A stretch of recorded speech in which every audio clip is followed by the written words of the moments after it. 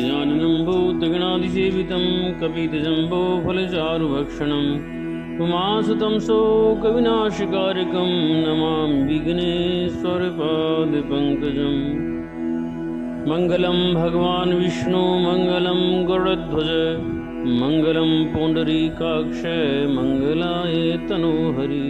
गुरुर्ब्रह्मा गुरुर्विष्णु गुरुर्देवो महेश्वर गुरु साक्षात् परब्रह्म तस्मै श्रीगुरुवे नमः। शान्ताकारं भुजगशयनं पद्मनाभं सुरेशं विश्वाधारं गगनसदृशं मेघवर्णं शुभांगं लक्ष्मीकान्तं कमलनयनं योगिभिर्दानगम्यं वन्दे विष्णु भवहरं सर्वलोकैकनाथं। श्रीमन्नारायण नारायण नारायण भजमन्नारायण नारायण नारायण लक्ष्मी नारायण नारायण नारायण श्रीमन्नारायण नारायण नारायण। बोलो गोविंद भगवान की जय। कार्तिक महात्म्य अष्टम अध्याय। जालंधर की राजधानी की यात्रा का वर्णन करते हुए देवर्षि नारद जी ने कहा कि हे राजा पृथु, जालंधर ने वहां पूछने पर हमारा बहुत आदर सत्कार किया। वह भक्ति भाव और श्रद्धा से हमारा पूजन करके विनती करने लगा, महाराज कहिए आपका आगमन किस अभिप्राय से हुआ और मेरे लिए क्या आज्ञा है। उसने कहा कि दैत्यराज, मैं कैलाश पर्वत पर गया था, वहाँ शिव जी और पार्वती जी का वैभव देखकर मैं चकित रह गया। अब तीनों लोकों का भ्रमण करते हुए मैंने यहाँ आकर आपकी स्मृति भी देखी है। आपकी और शिव जी की स्मृति व वैभव में किसी प्रकार का कोई अंतर नजर नहीं आता, परंतु तुम्हारा वैभव स्त्री रहित है। कामदेव के शत्रु शरीर पर भस्म लेपन करने वाले वीतरागी शिव जी के पास स्त्री रत्न के रूप में पार्वती जी है। यद्यपि तुम्हारे पास भी अनेक सुंदर स्त्रियां हैं, परंतु उनमें से एक भी ऐसी नहीं जिसकी तुलना पार्वती जी से की जा सके। अतः आपका सुंदर स्त्री से रहित यह अधूरा वैभव देखकर यही निश्चय हुआ है कि शिव जी के समान सारे ब्रह्मांड में किसी का वैभव नहीं है। उसके पास पार्वती के रूप में ऐसी अनुपम स्त्री है जिसको देखकर ब्रह्मा जी ने अनेक अप्सराएं रची, परंतु एक भी पार्वती जी के समान नहीं बन सकी। नारद जी ने आगे राजा पृथु से कहा कि हे राजन, मैं तो केवल इतनी बात कहकर वहां से चला आया, परंतु पार्वती जी की अपूर्व सुंदरता की बात सुनकर जालंधर कामदेव के ज्वर से पीड़ित हो गया। उसने उसी समय राहु को बुलाकर कहा कि तुम अभी कैलाश पर्वत पर जाकर शिव को हमारी आज्ञा सुनाओ। तुम शिव से कहना कि त्रिलोकी के राजा अति पराक्रमी जालंधर ने आज्ञा दी है कि तीन लोकों के नाथ और सब रत्नों के स्वामी जालंधर के होते हुए तुम शमशानवासी तथा नरमुंडों की माला धारण करने वाले जटाजूटधारी अवधूत के पास पार्वती जैसी परम सुंदरी स्त्री शोभा नहीं देती। तीनों लोकों का स्वामी होने के कारण सभी रत्नों पर मेरा अधिकार है, क्योंकि पार्वती स्त्री रूप में रत्न है, अतः वह मेरे पास ही शोभित हो सकती है। दैत्यराज जालंधर की आज्ञा पाकर राहु उसी समय चंद्रमा के समान उज्ज्वल कैलाश पर्वत पर जा पहुंचा और अपनी भयानक दृष्टि से देदीप्यमान कैलाश पर्वत को काला कर दिया।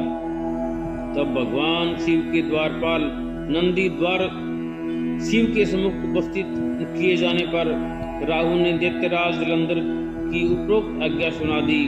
राहु की यह बात सुनते ही भगवान शिव की दोनों भ्रुकुटियां कमान के समान तन गई। उनकी भौं से एक अति भयंकर पुरुष उत्पन्न हुआ जो सिंह के समान मुंह वाला था। उसके लाल लाल अग्नि के समान विकराल नेत्र थे और उसके सारे शरीर पर बड़े बड़े बाल खड़े हुए थे। उत्पन्न होते ही वह भयंकर मनुष्य विकराल मुख फैलाकर राहु को खा जाने के लिए आगे बढ़ा। अब तो राहु भयभीत होकर कहने लगा, हे देवों के देव महादेव जी, एक तो मैं ब्राह्मण हूँ, दूसरे दूत के रूप में आया हूँ, अतः आप कृपा करके मुझे मत मारिए। राहु की यह बात सुनकर भगवान शंकर ने उसको आकाश में फेंक दिया। तब वह भयंकर पुरुष शिव जी के पास आया और अत्यंत विनीत स्वर में बोला, मैं भूखा हूँ, कृपा करके मुझे कुछ खाने को दीजिए। तब शिव जी ने कहा, तुम अपने हाथ पैरों को खाओ। शिव जी की आज्ञा पाते ही वह अपने हाथ और पैरों सहित सारे धड़ को खा गया। जब केवल मुख ही शेष बचा, तब भगवान शंकर ने प्रसन्न होकर कहा, तुमने मेरी आज्ञा का पालन किया है, इसलिए तुम्हारा नाम कीर्तिमुख प्रसिद्ध होगा। और आज से मैं तुम्हें अपना द्वारपाल नियुक्त करता हूँ। पहले पूजा तुम्हारी होगी, उसके बाद में हमारी। तुम्हारी पूजा के बिना हमारी पूजा निष्फल ही रहेगी। उधर शिवजी द्वारा आकाश में फेंका हुआ राहु बर्बर देश में जाकर गिरा। राहु की ऐसी दशा सुनकर जलंधर अत्यंत क्रोधित हुआ और शिव से लड़ने हेतु दैत्यों की 1 करोड़ सेना लेकर अपने पुर से बाहर निकला। उसी समय उसने उसके सामने से एक आंख वाले दैत्य गुरु शुक्राचार्य और अंगभंग राहु को आते देखा। उसके अतिरिक्त और भी अनेक अपशकुन हुए, परंतु उन्हें देखकर भी वह रुका नहीं। वह अपार दैत्य सेना सारे आकाश में बादलों की भांति छा गई। जब दैत्यों ने दैत्यराज जलंधर को अपार सेना सहित कैलाश पर चढ़ाई करते देखा तो चुपचाप उसकी सूचना शिव जी को दी। खबर पाते ही शिव जी महाराज ने विष्णु भगवान का स्मरण किया और भगवान विष्णु स्मरण करते ही उपस्थित हो गए। शिव जी ने भगवान विष्णु से कहा, हे नारायण, देवताओं को पीड़ा देने वाले इस महादैत्य को आपने क्यों नहीं मारा? इतना ही नहीं, आप स्वयं श्री लक्ष्मी सहित उसके घर में विराजमान हो गए। आखिर उसका क्या कारण है? तब विष्णु भगवान ने उत्तर दिया, हे शिव जी, यह महादैत्य आपके अंश से उत्पन्न हुआ है और लक्ष्मी जी का भाई है, इसी कारण हमने उसको नहीं मारा है। अस्तु, यह महादैत्य आपके ही हाथ से मारा जाएगा। भगवान विष्णु की यह बात सुनकर शिव जी ने कहा, यह तेजस्वी दैत्य हमसे भी ऐसे नहीं मारा जाएगा। अतएव उसको मारने के लिए आप अपना तेज देने की कृपा कीजिए। शिव जी के वचन सुनकर श्री विष्णु भगवान सहित समस्त देवताओं ने अपना अपना तेज शिव जी को दिया। तत्पश्चात शिव जी महाराज उस तेज को इकट्ठा करके ज्वालामाली सुदर्शन चक्र और एक वज्र बनाकर जलंधर से युद्ध करने के लिए तैयार हुए। शिव जी की भूतगणों की सेना में समस्त देवतागण भी सम्मिलित हो गए। उधर जलंधर अपनी सेना सहित कैलाश के समीप जा पहुंचा और उधर कीर्तिमुख और नंदी आदि समस्त गण तथा देवताओं की सेना भी युद्ध के मैदान में आ डटी। देवताओं और जलंधर की सेना में ऐसा घोर संग्राम हुआ कि समस्त भूमंडल कंपायमान हो गया। युद्ध के मैदान में जितने दैत्य मरते, दैत्य गुरु शुक्राचार्य उन्हें अपनी संजीवनी विद्या से जीवित कर देते थे। यह दृश्य देख भूतादि गणों ने शिव जी के समीप जाकर उनसे संपूर्ण वृत्तांत कहा। तब शिव जी ने कंदरा के समान मुख वाली महाभयंकर लाल जंगा नामक एक कन्या अपने मुख से उत्पन्न की। वह कन्या हुंकार मारकर दैत्यों को अपने मुख में डालती हुई श्री शुक्राचार्य को उठाकर आलोक हो गई। तब शिवगण निर्भय होकर दैत्य सेना को बुरी तरह मारने लगे। गणों की इस मार से व्याकुल होकर दैत्य सेना भाग खड़ी हुई। दैत्य सेना को इस प्रकार भागते देखकर जलंधर के सेनापति शुंभ, निशुंभ और कालनेमी ने आगे बढ़कर देवसेना पर प्रत्याक्रमण कर दिया। जब देवसेना दैत्यों की मार से विचलित हो उठी, तब गणेश जी और शुंभ का घनघोर संग्राम हुआ। दैत्यों को पराजित होते देख जलंधर स्वयं युद्ध क्षेत्र में आया। उसे देखकर वीरभद्र ने जलंधर पर अनेक प्रहार किए। तब जलंधर ने क्रोधित होकर अपना परिघ उस पर दे मारा। उसके रथ को की ध्वजा काट दी। फिर उसने देवसेना पर भयंकर बाण वर्षा करके उसमें भगदड़ मचा दी। अपनी सेना की यह दशा देखकर स्वयं शिव जी नंदी पर सवार होकर युद्ध क्षेत्र में आए और उन्होंने तीव्र बाणों की वर्षा प्रारंभ कर दी। शिव जी के प्रहारों से दैत्य सेना इस प्रकार भागने लगी जैसे कार्तिक मास के व्रत से पाप समूह भाग जाते हैं। उसी समय शिव जी ने अपने बाणों से खड्ग रोमा का सिर काटकर पृथ्वी पर गिरा दिया।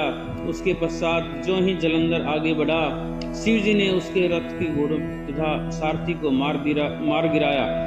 जब जलंधर खड्ग हाथ में लेकर पैदल ही शिव जी की ओर दौड़ा, शिव जी ने उसी क्षण आगे बढ़कर एक मुक्का उसकी छाती में मारा, जिससे जलंधर अचेत हो गया। जब जलंधर ने देखा कि शिव जी अजय है, तो उसने गंधर्व माया रची। गंधर्व तथा अप्सराएं युद्ध क्षेत्र में नृत्य और गायन करने लगी।